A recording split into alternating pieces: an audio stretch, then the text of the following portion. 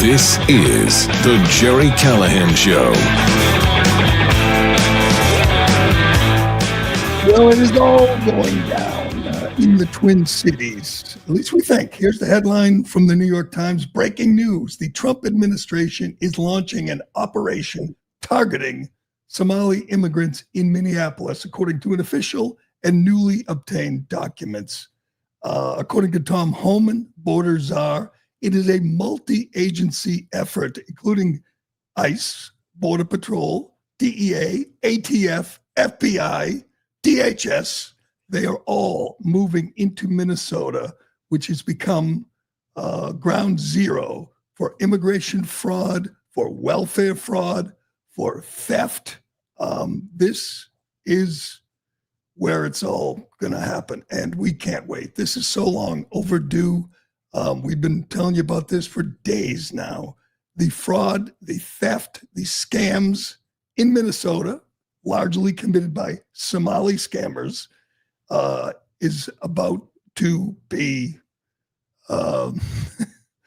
exposed for all of us to see, and we can't wait. We have a lawless, we have a criminal infrastructure in that state, led by the governor, Tampon Tim, the mayor, Jacob Fry, the police chief, who yesterday told the citizens of Minneapolis and the illegals to call 911, not on the criminals, on ICE. Yes, he said, call 911 if ICE shows up. ICE is a law enforcement agency.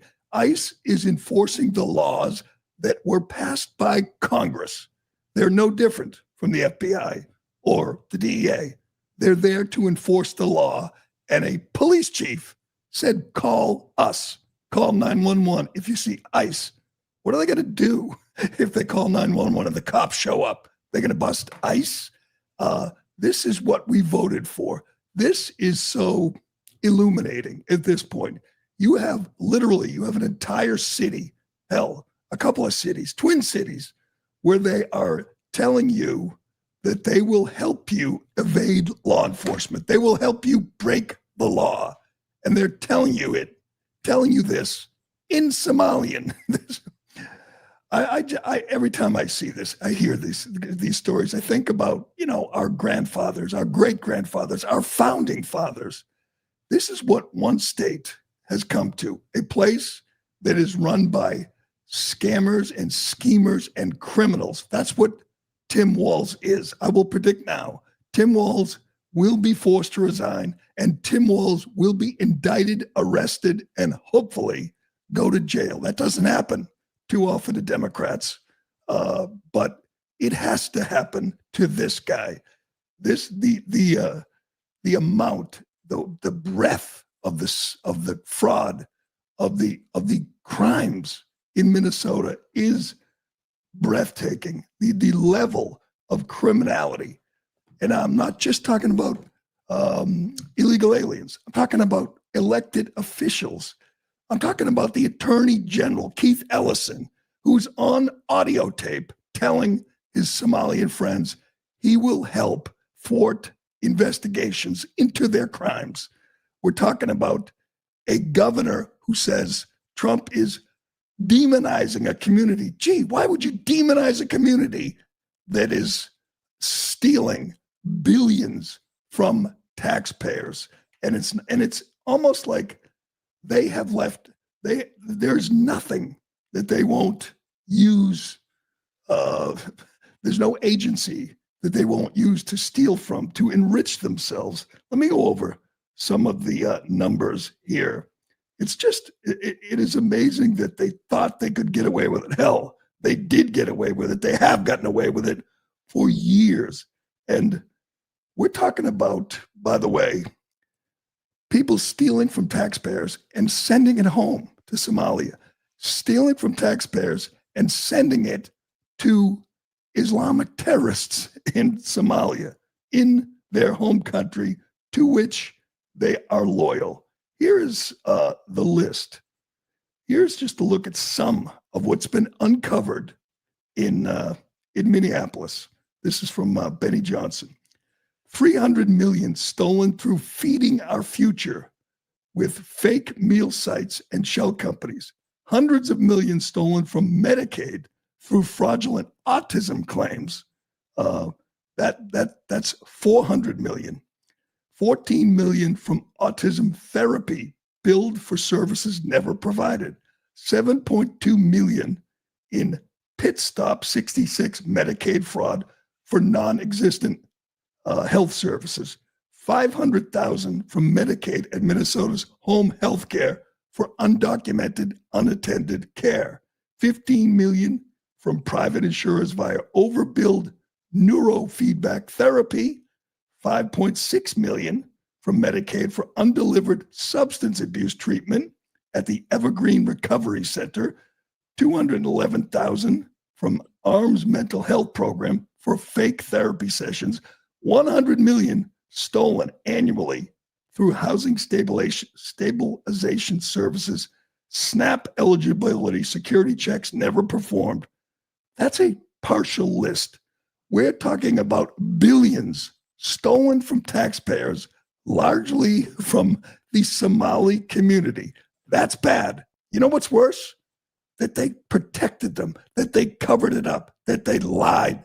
The governor, the mayor, the attorney general, the congresswoman, Ilhan Omar, who is garbage, according to Donald Trump, and he fact checks on that. I would say that's true. She is garbage. He said she's garbage. Her friends are garbage. It was spot on. You know what's amazing is when we see all this unfold, you get Democrats in the media circling the wagons around this level of fraud, this level of criminality. They are forced, because Trump is exposing it, they are forced to defend it, to protect it. I won't be happy with just seeing ICE vans and ICE vehicles rounding up illegal alien criminals. We need people like Walls and Jacob Fry and Keith Ellison in handcuffs. That's the only solution. If you do not prosecute this, they will do it again. It's hard to believe anybody could defend that. Did you just hear the list I ran down? Can I get a Democrat on the chat line to defend this, to say, yeah, he's targeting this hardworking immigrant community? Yesterday, Donald Trump held his last cabinet meeting of the year. He's had 9, which, by the way, is the same number Joe Biden had in 4 years. Joe Biden had 9 in 4 years, including the last one, which was run by Jill Biden. Donald Trump's had 9 in 10 months. Yesterday's session went for more than 2.5 hours. This was days after the New York Times had an exclusive saying Trump is showing signs of fatigue and facing the realities of aging in office, and saying he's not keeping the same schedule he used to keep because he's running out of energy. Well, days late, that was, 2 weeks ago, less than 2 weeks ago. Yesterday, 2.5 hours where every cabinet member told their story, what they'd done, what they'd accomplished. There was a lot in this, and certainly Trump was just unloading on his political adversaries. But here's an interesting nugget. Kristi Noem speaks, and she started talking about the state of Minnesota, the city of Minneapolis, and their whack job governor, she called him. She said they've looked at the visa recipients. 50% are fraudulent. She said that in the meeting. 50% of visa applicants, visa recipients in Minneapolis are fraudulent. There's a place to start. Fraudulent visas. Let's bust them, deport them. This is going to be so big. We've seen ICE operate in many cities, in LA and New York and every city. That is nothing compared to what they're doing in Minnesota. With the whole structure in that city, the government, what the elected officials are doing, they're all involved. We're going to find out that some of this money they stole from taxpayers ended up in the campaign coffers of Walls and Fry and Ellison and all of them. They're all in it up to their eyeballs.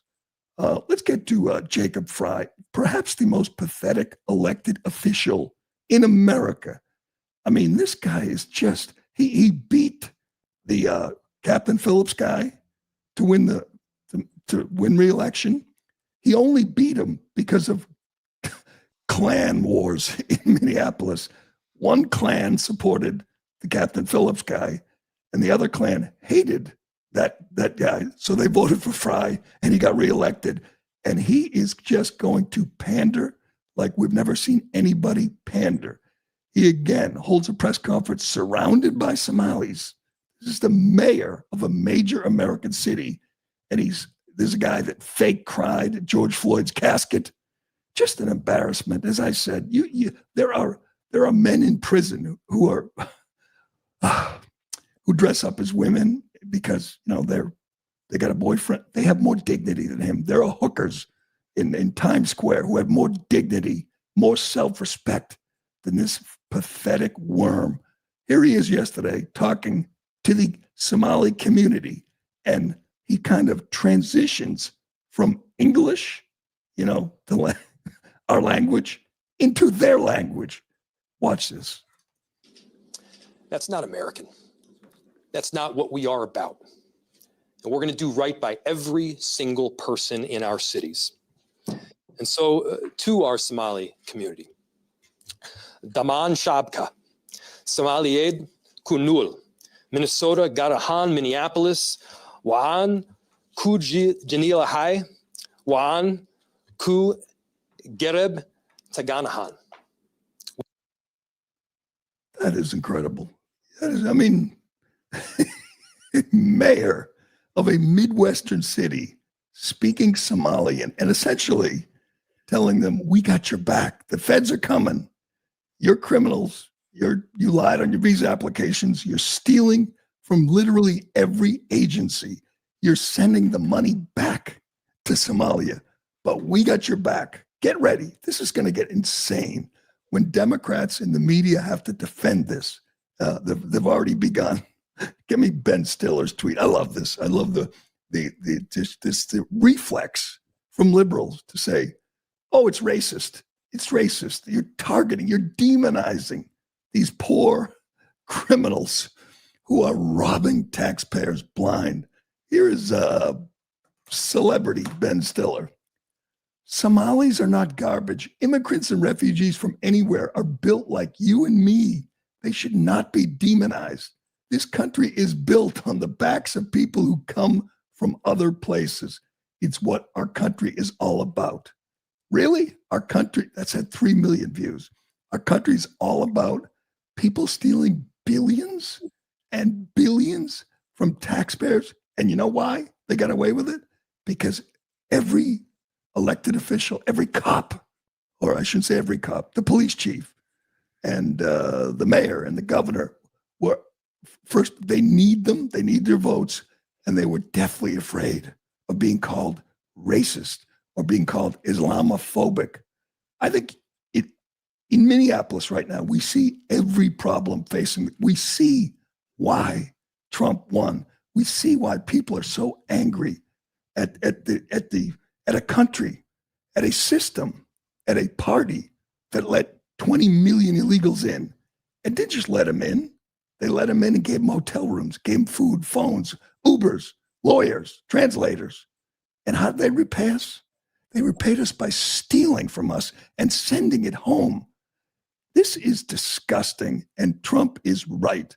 Trump is right that we don't want them here. We don't want you here. This isn't demonizing a one group of people.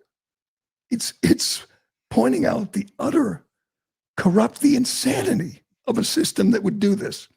And they say, oh, they're just like other immigrants. Really? What do they contribute? More than half of them are on welfare of some form. And they come here knowing they can scam us, knowing that they can get away with it because if you don't look the other way, you're racist. You're Islamophobic. And it worked.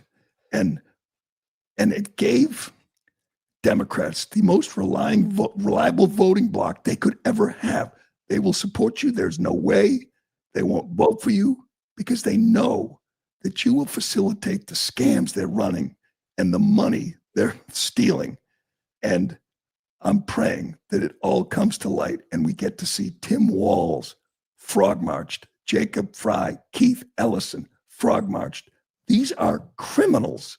They're not open-minded liberals who just want, to help these poor immigrants. They know better than we do. They know better than what they're up to. They knew it and they looked the other way. Get me Trump at the meeting. Here's Trump talking about the problem we have with bringing ingrates into our country. That's the whole problem. I ask this all the time. These people love the country? Really? How many of them have American flags flying outside their homes? How many of them join the military when they're young, get out of high school, get out of college? How many of them join the military? How many of them genuinely love the country and everything it's done for us? It's not just that they come here and they get everything given to them. It's if they show no gratitude, zero gratitude, no love for this country. Hell, the Congresswoman, Ilhan Omar, says her loyalties lie with Somalia, a lawless hellhole in Eastern Africa. And she's not the only one. That's what most of them feel. They come here to steal money and send it home. Here's Trump yesterday, holding nothing back. I think we can all agree at this point, Trump has no more F's to give. He doesn't care. He will say what he wants when he wants. Here he is telling the truth about Ilhan Omar. Our country's at a tipping point. We could go bad. We're at a tipping point. I don't know if people mind me saying that, but I'm saying it. We could go one way or the other. And we're going to go the wrong way if we keep taking in garbage into our country. Ilhan Omar is garbage. She's garbage. Her friends are garbage. These aren't people that work. These aren't people that say, let's go, come on, let's make this place great. These are people that do nothing but complain. They complain. And from where they came from, they got nothing. They came from paradise and they said, this isn't paradise. But when they come from hell and they complain and do nothing but bitch, we don't want them in our country. Let them go back to where they came from and fix it. Thank you very much. That's the end of the 2.5-hour marathon cabinet meeting. And, he's right. He's a little rough around the edges, as usual, but he's right. They don't come here because they love it here. They come here because they can exploit it, take advantage of it. And they know they can get away with it because of these co-conspirators like Fry, whatever, and Walz. And hopefully in the next few days, it's all going to blow up on them. I could do Minneapolis all day. It is a lawless place. It's kind of like Somalia in that regard, a lawless place. But I think this ties in to the big, the narco-terrorist story and issue we're dealing with now in Washington. As we talked about yesterday, Democrats are all over this effort by Pete Hegseth, by Trump, by the military to take out drug boats. And here's what I saw over the last 24 hours. You have Democrats who will not say anything or will defend people in Minneapolis stealing tax money and sending it home to Somalia to fund al-Shabaab. Al-Shabaab's an Islamic terrorist organization. They don't say anything about that. Those are their people. But they're very upset that Trump and Hegseth are taking out narco-terrorists. Trump did this on day one, declared them terrorists. They are no different than Al-Qaeda or ISIS. In fact, they're worse. They kill more Americans. And right now, if you're a Democrat, an elected Democrat, if you're in the mainstream media, you have one goal. It's get Trump. So what they're doing now is defending narco-terrorists who are poisoning hundreds of thousands of Americans, killing Americans. You're going to defend them. and you're gonna and you're gonna defend the criminals in Minneapolis who are funding an Islamic terrorist outfit in Somalia. That's where you are if you're a Democrat. Supporting al-Shabaab by Minneapolis Democrats, that's okay. But taking out narco terrorists who are killing Americans every day, that's a problem. This has tied Democrats in knots. They have been forced by Trump and Hegseth to defend cartel members, to defend terrorists who are bringing drugs into this country and killing hundreds of thousands of Americans. I don't think this is a winning issue. I've pointed this out before, but how many Americans know somebody who was killed by Al-Qaeda or ISIS? Many, obviously, after 9/11. But say the last 20 years, how many Americans know someone, an American, a civilian, who was killed by Al-Qaeda or ISIS? Not many. How many know someone who've been killed by the cartels, who've been killed, been poisoned, who have overdosed on the drugs that they've been bringing into this country, particularly in the last 5 years? I would say a lot of people. I would say most 25, 30-year-old Americans know someone. They went to school with someone. They worked with someone who thought they were taking a pill, a Percocet or a Vicodin, and they died. They died. They were killed by this poison. It's an epidemic. And for some reason, Democrats don't see it that way. Hell, some of the Republicans don't see it that way. When they blow up these boats, you can see the drugs. You can literally see the packages, big white packages of drugs. And Trump has said every time they blow up a boat, it saves 25,000 lives. I'm not sure that's accurate, but I'm pretty sure it saves many, many American lives.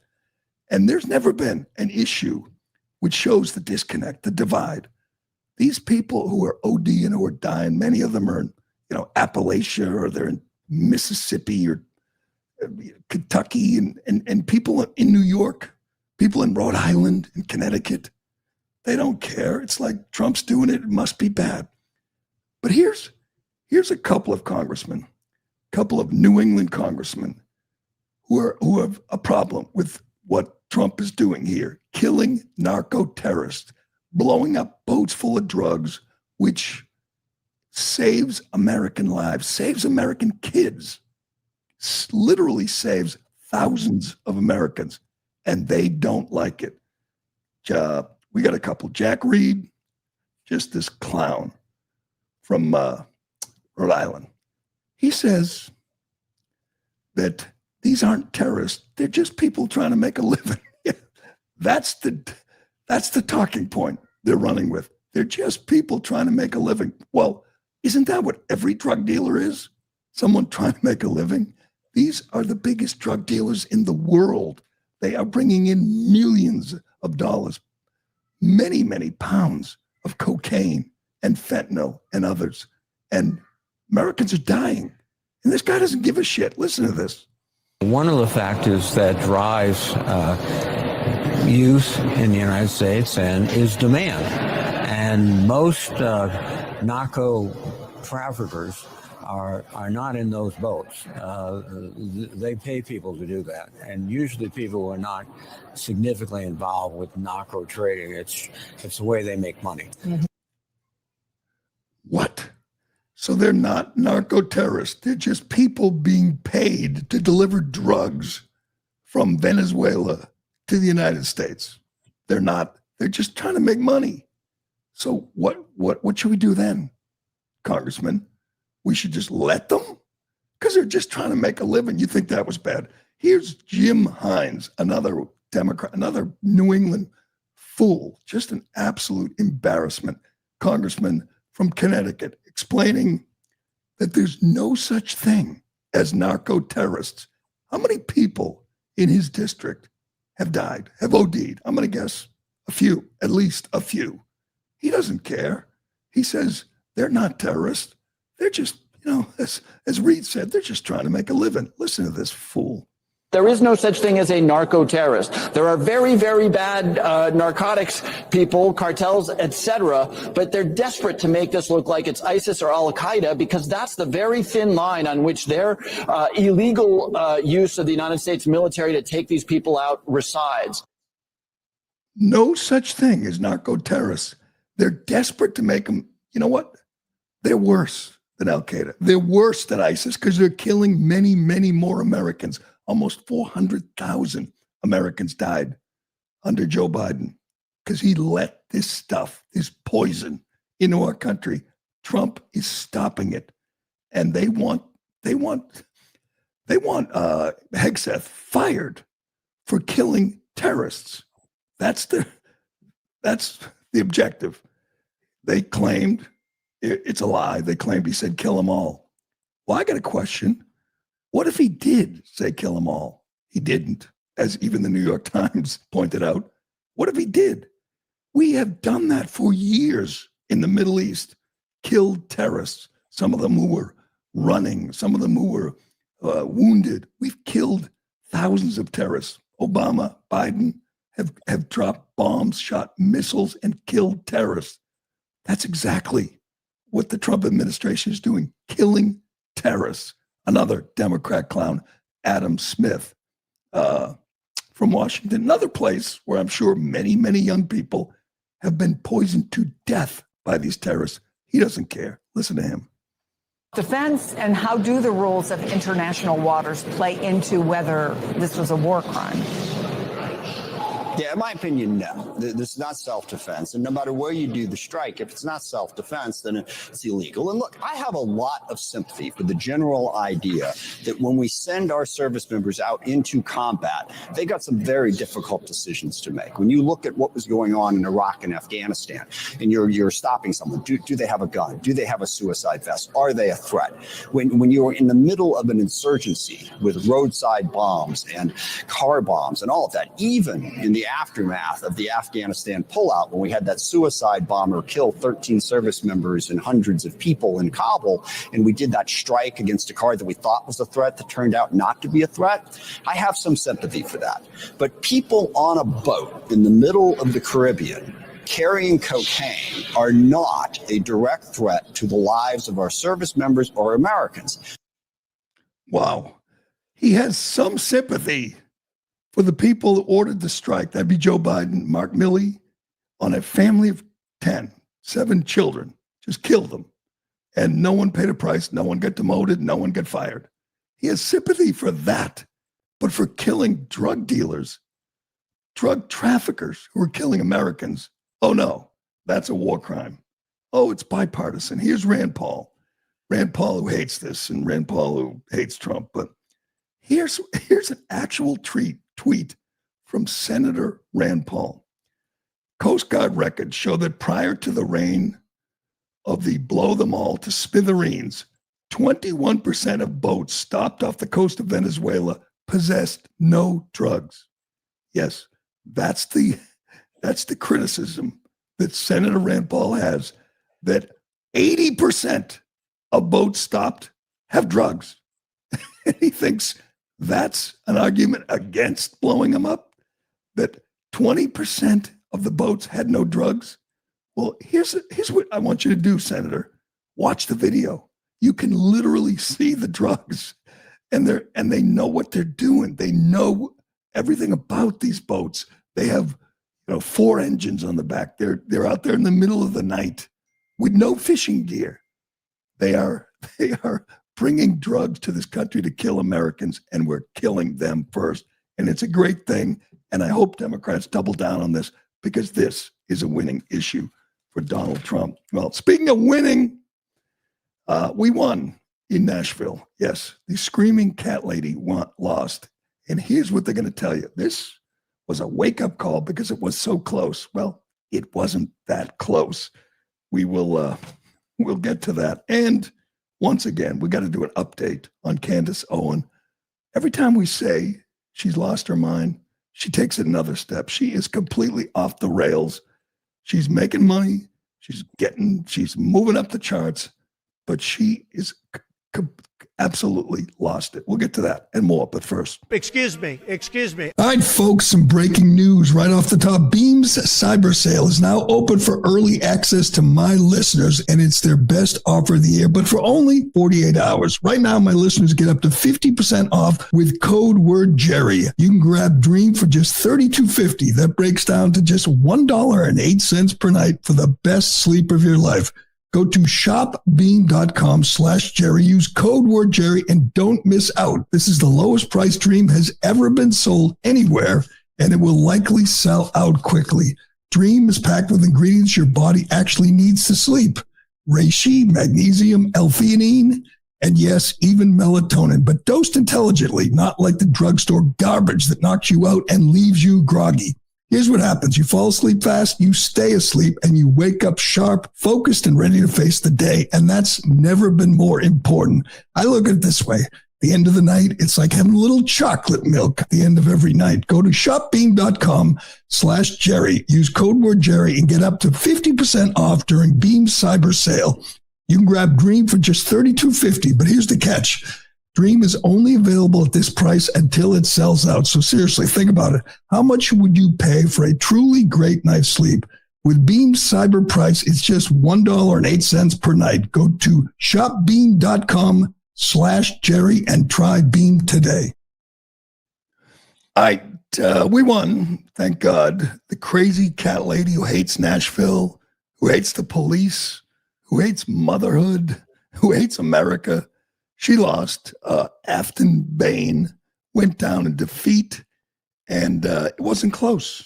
I know polls, fake polls, had it within the margin of error, and I was watching with a little trepidation as the results came in. But in the end, Matt Van Epps, former Army helicopter pilot, endorsed by Trump, won by 9 points over Bain.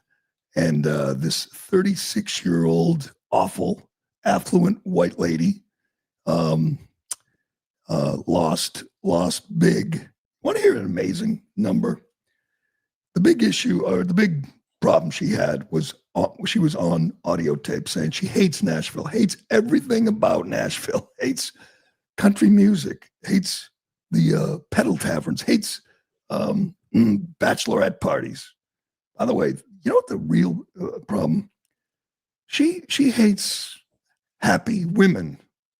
That's what she hates: bachelor parties, women getting married, having babies. She said it. She wants power.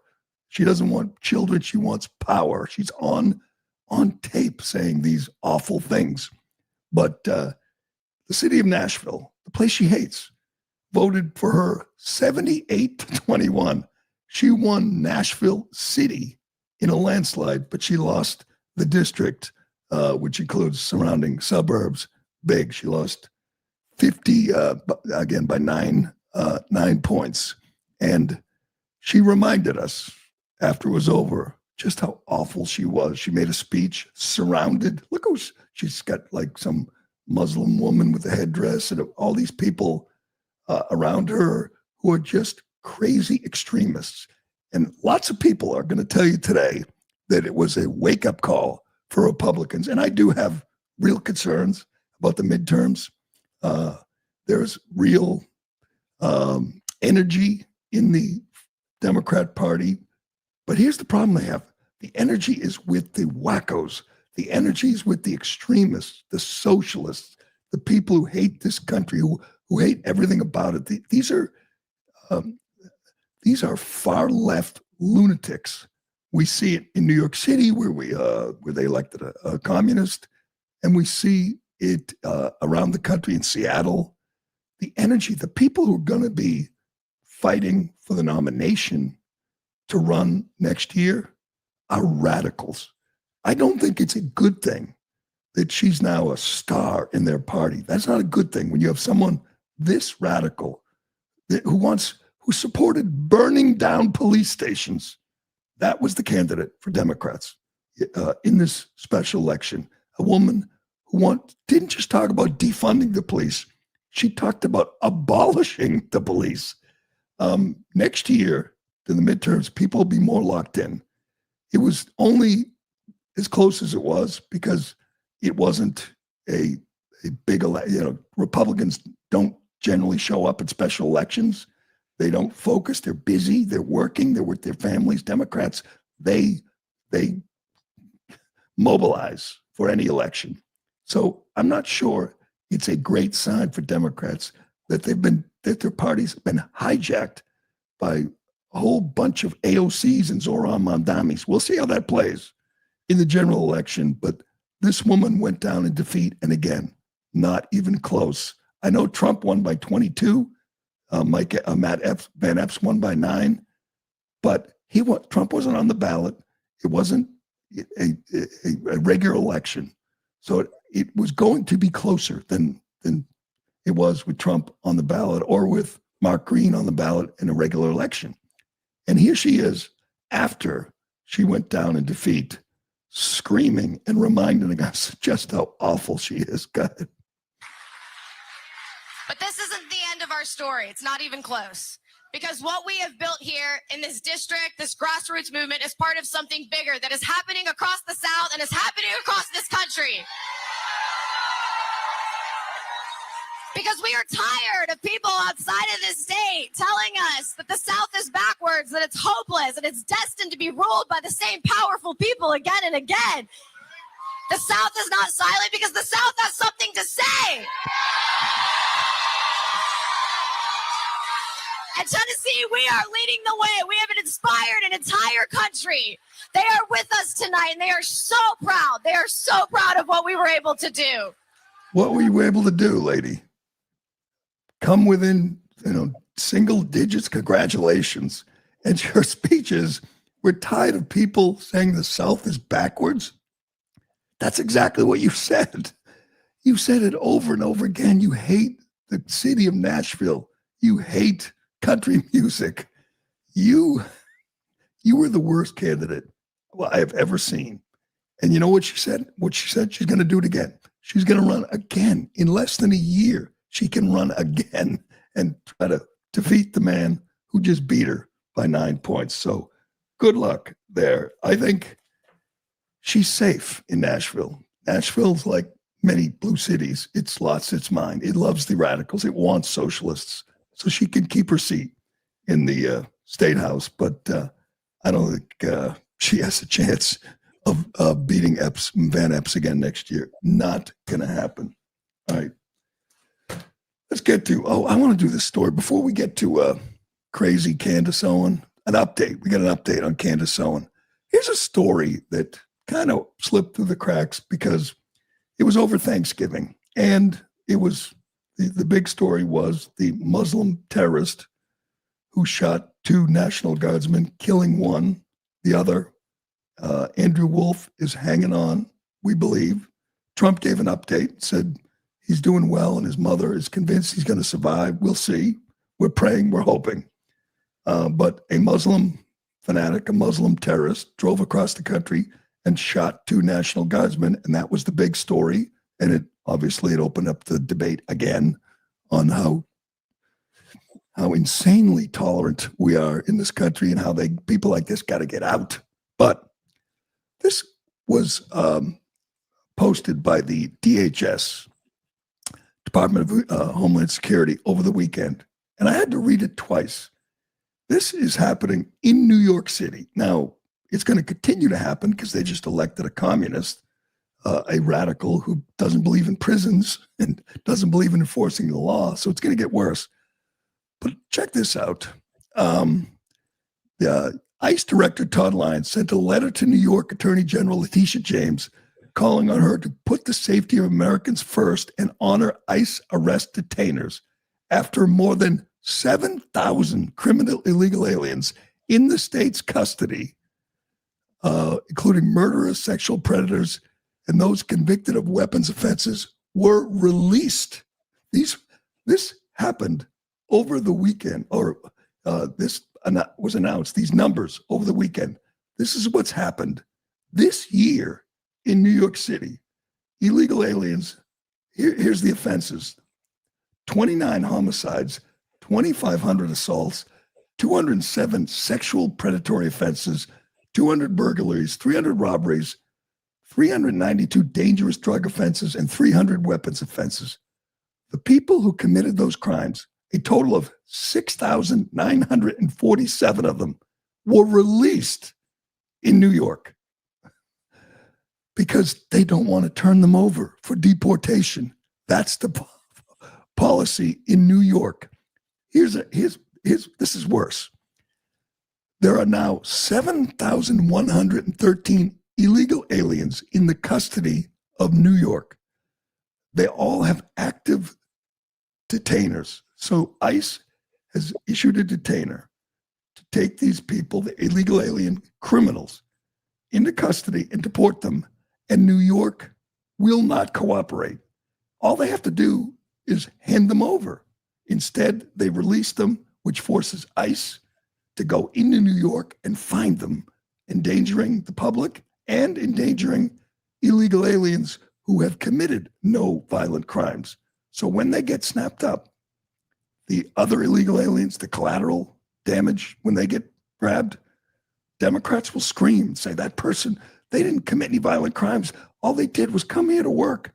Well, those people would be safe if Democrats handed over the hardened criminals, but they refuse. This is amazing. They're releasing murderers in New York. So when crime spikes, when we see videos of Tren de Aragua guys, assaulting people, killing people, keep in mind, ICE wanted them just to hand them over, and they would ship them out. And Democrats will not do it. That is just mind-blowing. Is that really the way Democrats want it to work? Where illegal alien criminals are in custody, and instead of handing them ICE, they let them go. What do you think's going to happen? These are recidivists. These are really bad people. These are gang members, and they're going to be on the streets of New York, and they're going to force ICE to go in there and in big numbers to try to find them. It's all the fault of the Democrats who are protecting the illegals. But didn't hear much about that, did you? 7,000 illegal alien criminals released onto the streets of New York. Anyway, let's get to crazy Candace Owen. Get her tweet up for me. This is amazing. I'm going to find her latest podcast rank first, because this is a kind of a two-part thing. She was popular before Charlie Kirk was assassinated. She was doing quite well.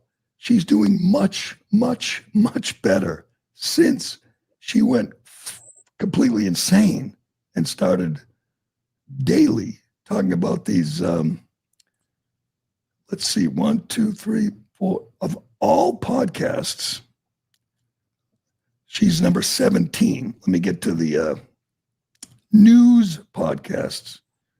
She's number 6. She is the 6th most popular news podcast in the world. She has millions of downloads and she's making a fortune. And what she does every day now is tell lies about Charlie Kirk, about TPUSA, about the assassination. And she's not just, throwing out theories. She's literally saying that TPUSA, Turning Point, Erica Kirk, and the people who were working with Charlie were part of the plot to kill him. It's a study in someone just completely descending into utter insanity. And yet millions of people are listening to this. I've done it once or twice just to check in on her. It's all she does. She'll do an hour just throwing out these crazy theories. She says the French Foreign Legion has a hit out on her, wants to kill her. She has evidence, and she's turned it over to the White House, and they've ignored it. She's given it to the FBI, and they've ignored it. This assassination plot. She's got sources everywhere, which she just makes up. But let me read her latest tweet. This is a real tweet from a real podcaster who used to be really, kind of respected. She was always a little, a little crazy, but now she's completely nuts. She says, I received information last night that put the final pieces together for me. I can now say with full confidence that I believe Charlie Kirk was betrayed by the leadership of Turning Point and some of the very people who eulogized him on stage. Yes, I will be naming names and providing evidence for my claims, and I'm making a personal plea to every well-meaning person who donated to this godforsaken organization to request a refund. You were lied to, and leadership knew. She's trying to destroy Turning Point, the organization she used to work for, and that Charlie Kirk built, an organization that we've watched, who have, I don't even, done great things. It's a great organization. Charlie Kirk was amazing, and she was a friend of his. And now she's claiming the people who worked there were behind the plot to kill him. And she just discounts, the official story of Tyler Robinson and his old furry trans boyfriend, and how he shot Kirk when he was talking about, trans issues. I mean, we know what happened, but she won't buy it. She thinks she's implicated, Israel one day, France the next day. And now she says they want to kill her. By the way, she teased that before Thanksgiving and said, I'll tell you about it after the weekend. So she had this urgent evidence of a inside job that took out Charlie Kirk, but she saved it for after the weekend. And I guess it's working. I guess people are believing it. She gets lots of clicks, lots of views. But that is so insane. And I don't believe I don't believe it's real. I don't believe it's true. I don't believe anybody at Turning Point was involved. But she just keeps doubling down. The Turning Point people killed Charlie Kirk. It doesn't get crazier than that. I don't think Alex Jones or anyone else any other pariah has ever advanced such an insane conspiracy theory, but she does it every day. And now she's calling out the White House and the FBI for not investigating the plot to kill her. I think people just, dismiss her at this point and say she's a nut who's getting millions of views every day. It is a little scary. Maybe we should do that. Ironhead, do you want to do that? Say, come up with some really insane conspiracy theory and just talk about it every day, over and over again. I got one. Let's just randomly say Somalians are frauding out autistic children in the middle of the country. Stealing from autistic children and elderly and the hungry in Minneapolis. Yeah. Yeah, that's just too wild to believe. And then we could get people to defend them, to say that Trump's just going after them because they're black and they're Somalian and they're Muslim. You think that would work? I mean, that sounds pretty crazy to me. They moved in yet? I want video. I want to see ice on the ground. I want to see not just these fraudsters. There are over 100,000 Somalians in Minneapolis, in Minnesota. And Kristi Noem says half of them lied on their visa applications. Half of them committed fraud, including the sitting congresswoman.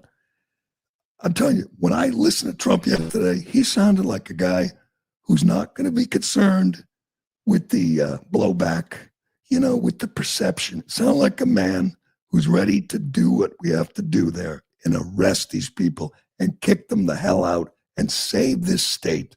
It would be nice to see him start with Tim Walz or Jacob Fry or Keith Ellison, but we need to see arrests. It's just out of control. All right, that will do it for today, this wild Wednesday, December 3rd. Do you think Trump's still showing signs of age, fatigue? New York Times, you think he's running out of gas? You frauds.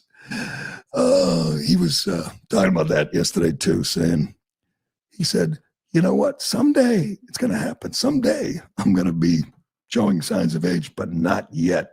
And it was pretty clear yesterday during this marathon cabinet meeting that that day has not come just yet, but it will. It'll come for all of us. But that'll do it for today. Thanks for watching. Thanks for listening.